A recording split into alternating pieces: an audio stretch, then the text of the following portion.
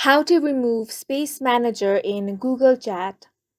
Hi guys, welcome to our channel. Let's begin. In this video, I will guide you how you can remove Space Manager in Google Chat. For this, go ahead and open the Google Chat app on your device. If you don't have this app, you can head over to Play Store or App Store in order to download and install the application. Once it has been installed, open it and make sure to sign into your account.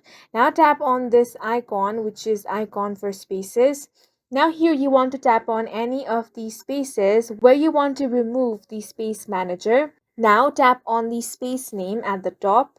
Once you do that, you have different options here such as manage members, manage apps, shared media, and much more. Go ahead and tap on the very first option, which is manage members. As you can see, you have all the members of the space over here. Now, if you want to remove a space manager, you simply want to tap on these three dots. Now, if you only want to convert this account as a member, then tap on the change to member option.